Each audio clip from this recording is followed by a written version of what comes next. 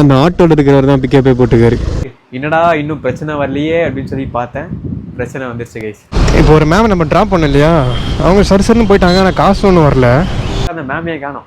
இந்த பாருங்க, 10 கிலோமீட்டருக்கு 90 ரூபா, 7.5 கிலோமீட்டருக்கு 74 ரூபா போட்டிருக்காங்க. இது அந்த அளவுக்கு ஒர்த்தான்னு கேட்டால்.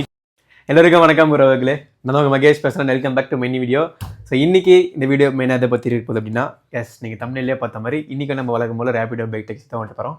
ஆனால் இன்றைக்கி வந்து 2026 முதல் வாட்டி இந்த டைமில் ஓட்டி நான் வீடியோவை போடுறேன். எந்த டைம்னா 7 AM 12 PM அந்த 5 ஹவர் நம்ம ஓட்ட போகிறோம் நான் ஸ்டாப்பாக. எவ்வளோ சம்பாரின்னு சொல்லி பார்க்கலாம். ஷார்ப்பாக 7 ஆகிடுச்சு. ரேபிடோ பைக் டேக்ஸியை ஆன் பண்ணியாச்சு. பார்க்கலாம் ஃபஸ்ட் ஸ்டார்ட் எவ்வளோ பெரிய ஆர்டர் போடுறாங்கன்னு சொல்லிட்டு. அங்கே இன்றைக்கி நம்ம விறுவிறுப்பாக ஜாலியாக நம்ம ஓட்டலாம். ஏன்னா இன்றைக்கி நான் கொஞ்சம் சந்தோஷமாகவே இருக்கேன். பார்க்கலாம் இன்றைக்கி எவ்வளோ சம்பாதிக்கிறேன்னு சொல்லிட்டு.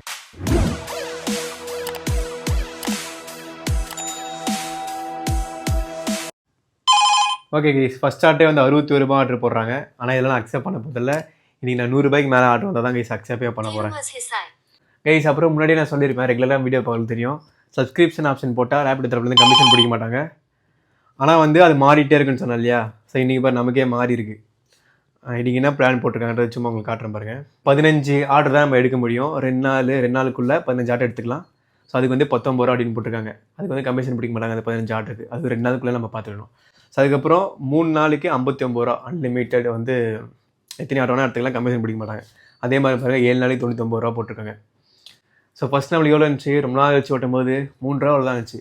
அதுக்கப்புறம் 9 ரூபா மாறிச்சு. அதுக்கப்புறம் 19 ரூபா மாறிச்சு. ஸோ இப்போ வந்து மறுபடியும் 19 ரூபா 2 நாள். ஆனால் 2 நாளுக்குள்ளே 15 ஆர்டர் தான் கட்டு. ஸோ நம்ம முன்னாடியே சொன்ன மாதிரி மாறிட்டே இருக்குது பாருங்கள். ஸோ இப்போயும் நம்ம ரெகுலராக ஓட்டினாங்கன்னா மறுபடியும் இதை மாற்றிடுவாங்க. ரொம்ப நாள் ஓட்டாமல் வந்தாங்கன்னா இதை அவங்களுக்கு கொஞ்சம் கம்மியாகவே தருவாங்க.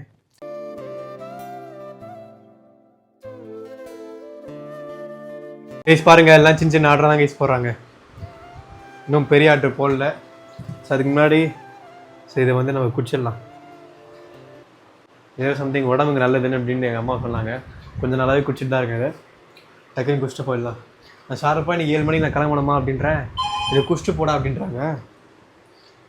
ஓகே கைஸ், 28 ரூபா ஆர்டர் தான். அதனால் குடிச்சிட்டே போயிடலாம்.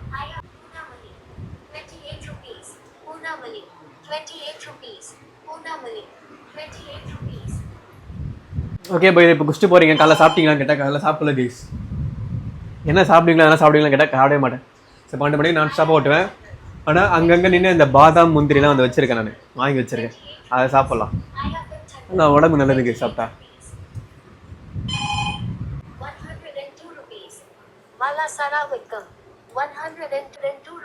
அக்செப்ட் பண்ணிட்டேன். ஓகே கேஸ், 102 ரூபா அக்செப்ட் பண்ணிட்டேன். வளர்த்துருவேன்.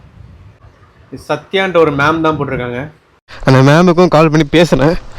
அவங்ககிட்ட சொன்னேன், மேம் 7 நிமிஷம் ஆகுது நான் வரத்துக்கு அப்படின்ற மாதிரி சொன்னேன். அந்த மேமில் 5 நிமிஷம் ஆகுமா அப்படின்ற மாதிரி சொன்னாங்க. ஆமாம் மேம் 5 நிமிஷம் தான் ஆகுது அப்படின்ற மாதிரி சொன்னேன். 5 நிமிஷம் ஆகுமா, சரி ஓகே நான் வெயிட் பண்ணுறேன், நீங்கள் வந்துடுங்க, சீக்கிரமாக வரீங்களா அப்படின்னு கேட்டாங்க. ஓகே மேம் நான் சீக்கிரமாக வரேன், எவ்வளோ முடியுதோ அவ்வளோ சீக்கிரமாக வரேன் மேம் அப்படின்ற மாதிரி சொல்லியிருக்கேன். வாங்க கேஸ், நான் சீக்கிரமே போகலாம்.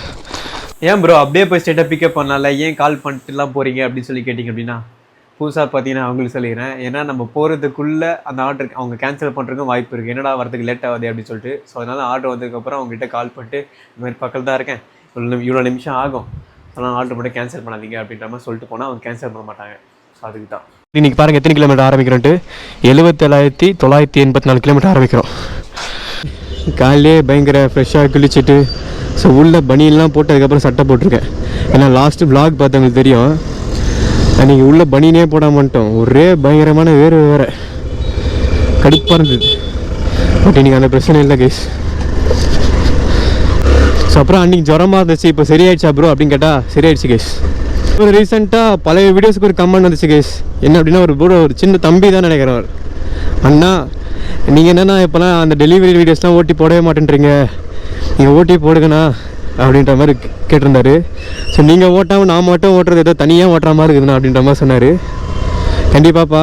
ஸோ நான் நிறைய பேர் நம்ம சேனலுக்கு கிட்டத்தட்ட 50,000 பேருக்கு மேலே வந்துட்டாங்க. ஸோ உங்களை விட்டுக்கூடாதுன்றக்காக தான் நான் அப்பப்போ வந்து வீடியோ போட்டுட்ருக்கேன். தொடர்ந்து போட முடியலனாலும் அப்பப்போ நான் வீடியோ போட்டு தான் இருக்கேன். ஸோ அது முழு காரணமே உங்களுக்காக தான் நான் போட்டுட்ருக்கேன். ஏன்னா இப்போ நான் ஃபுல் டைம் யூடியூப் பண்ணல. ஸோ நான் ரெகுலராக பார்க்குறேன், நம்ம சேனலுக்கு பார்க்குறேன்னு சொல்லிடுறேன். ஃபுல் டைம் நான் டெலிவரியும் பண்ணல, ஃபுல் டைம் நான் யூடியூப்பும் நான் வீடியோ போடல. அப்புறம் என்ன பண்ணுறீங்க அப்படின்னு சொல்லி நீங்கள் கேட்டிங்கன்னா, ஸோ என்னென்ன பண்ணிட்டுன்றதை என் ஃபேமிலி கூட நான் சொல்லலை, ஜெயிச்சுட்டு தான் சொல்லுவேன் அப்படின்னு இருக்கிறேன். சரி விடுங்க, அது எதுக்கு இப்போது. Okay case, first order drop வந்து வளசராக்கம் கிட்ட தான் ட்ராப்பு. ஸோ அங்கேருந்து கண்டிப்பாக நிறைய பெரிய பெரிய ஆர்டர்லாம் வரும் கேஸ். இந்த மார்னிங் டைம் நல்லா இருக்குல்ல வியூவு, சூரியன் பாருங்க அழகாக இருக்குது. சரி கைஸ், அப்புறம் இன்னொன்று இப்போ டக்குனு என் மைண்டுக்கு டக்குன்னு வந்து போச்சு. என்னென்னா அந்த மேம் டக்குன்னு ஆர்டர் கேன்சல் பண்ணா என்னடா நம்ம கேஸ் பண்ணுறது அப்படின்னு சொல்லி தோணுச்சு இவ்வளோ தூரம் வந்துட்டு. பட் ஆனால் அந்த மேம் நம்பிக்கையாக சொன்னாங்க, நான் அங்கேயே வெயிட் பண்ணுறேன், இங்கே வந்துருங்க அப்படின்னு சொல்லிட்டு. கேஸ் ஃபஸ்ட் ஆர்டர் பிக்கப் பண்ணுற லொக்கேஷன் வந்துடுச்சு. இன்னும் 1 minute தான் ரீச் ஆகிடலாம். 3741 வேறு நிமிஷம்க்கா திருப்பிக்கிறேன். என்னங்கக்கா மேம் கம்ஃபர்டபுளாக இருக்கா? ஓகே ஓகே கைஸ், இந்த இடம்லாம் ரொம்ப நாள் கழிச்சு வரேன். இங்கெல்லாம் ஸ்விக்கி டெலிவரி ஓட்டிகிட்ருப்பேன் இல்லையா? ஸோ அப்போ இப்படிக்காக தான் பயங்கரமாக ஓட்டிகிட்ருப்பேன். குறிப்பாக அங்கே அப்போல்லாம் பூந்தமல்லி ஜோன் மட்டும் வச்சு ஓட்டிகிட்ருப்பேன். ஸோ அப்போ இங்கெல்லாம் நிறைய ஆர்டர் போடுவாங்க கைஸ். இங்கே தான் சுற்றிட்டே இருப்பேன் கைஸ். அப்புறம் இன்னொரு விஷயம், கஸ்டமர்லாம் கூப்பிட்டு போங்க, பொறுமையாக கூப்பிட்டு போங்க. சீக்கிரமாக போய் ட்ராப் பண்ணணும்லாம் ஒரு பக்கம் இருந்தாலும் இந்த சேஃப்டி ரொம்ப முக்கியன்றதை மைண்டில் வச்சுக்கோங்க.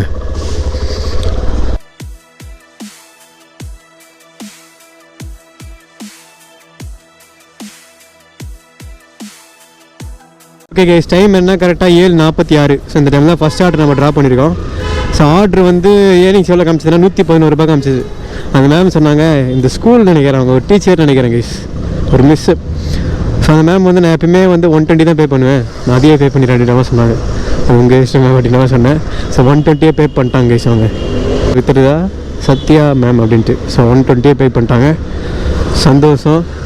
ஸோ நிறைய பெரிய ஆர்டர் தான் கேஸ் நான் அக்செப்ட் பே பண்ண போகிறேன். பார்க்கலாம் செகண்ட் ஆர்டர் எவ்வளோ பெரிய ஆர்டர் போட போகிறான்னு சொல்லிட்டு. எனக்கு தெரிஞ்ச ஒரு 200 ரூபாய்க்கு மேலே ஆர்டர் போடணும்னு நல்லாயிருக்கும். 91 rupees ஆர்டர் சென்னி இருக்கப்போ. ஓகே கைஸ், மறுபடியும் நம்ம வீட்டுக்கிட்டேயே போட்டாங்க. பிக்கப் வந்து சமீர் அப்படின்னு சொல்லிட்டு ப்ரோ. வா என் வெள்ள நிலவே உன் கூட வரவே என் நெஞ்சுக்குள்ள ஆசை புள்ள நீ ஒரு பஃப கடிச்சு என் ஆட்டம் அடிச்சு முழுங்கி புட்ட தானா உள்ள ஸ்கூலுக்குள்ள யாரும் இல்ல உன்னை போல் ஒரு தேவதை பார்த்ததில்ல வானவில்லை காணவில்லை அட நைட்டு ஃபுல்லா நான் தூங்கவில்லை.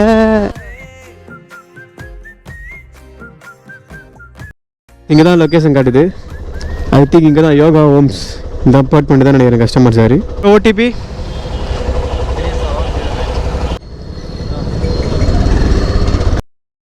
ரெண்டு ஆர்டர் கொடுத்து முடிச்சிட்டோம்.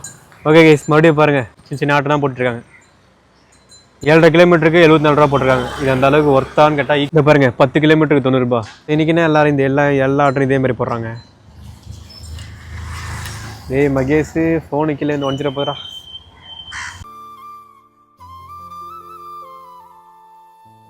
ஓகே, இதுதான் நம்ம புது பேக். எப்படி நல்லா இருக்கா? ஒரு ரீசனாக தான் வாங்கினேன், நல்லா இருக்கு இந்த பேக்கு. 600 ரூபாய்க்கு ஒர்த்தா? எனக்கு தெரிஞ்ச ஒர்த்து தான். ஸோ நம்ம புதுசாக மேக் புக் வாங்கியிருக்கோம் இல்லையா, ஆப்பிள் லேப்டாப்பு. ஸோ அது வந்து இதில் தான் வச்சுருப்பேன். உள்ளே வைக்கிறது நல்லா இருக்கு. 9 கிலோமீட்டருக்கு 91 ரூபாவில் சம்திங் போட்டிருந்தாங்க. பிக்கப் பாருங்க, கரெக்டாக 1 minute தான் பிக்கப் பண்ணுறது. ஸோ இங்கே தான் பக்கத்தில் தான் இருக்கார் ஒரு சார், முகமது அப்படின்னு சொல்லி போட்டிருக்காரு. இது கொஞ்சம் ஒர்த்தான ஆர்டர் கேஸ். ஓகே, இங்கே யார் போட்டிருக்காங்க பிக்கப்பு? முகமத் அப்படின்னு சொல்லிட்டு. ஓகே கேஸ், இது ஸ்கூல்னு நினைக்கிறேன். அந்த ஆட்டோவில் இருக்கிறவர் தான் பிக்கப்பே போட்டிருக்காரு.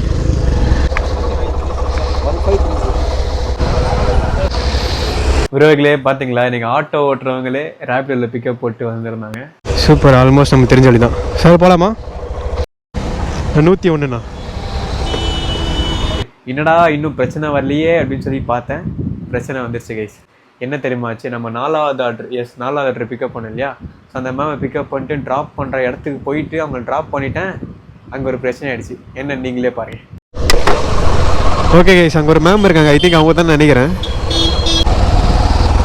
ட்ராப் வந்து போரூர்லாம் தாண்டி சூப்பர் சரவணா ஸ்டோர் தாண்டி ஒரு 3-4 கிலோமீட்டர் இருக்குன்னு நினைக்கிறேன். ஓகே, ஆல்மோஸ்ட் இதுவும் நம்மளுக்கு தெரிஞ்ச வழி தான் கைஸ்.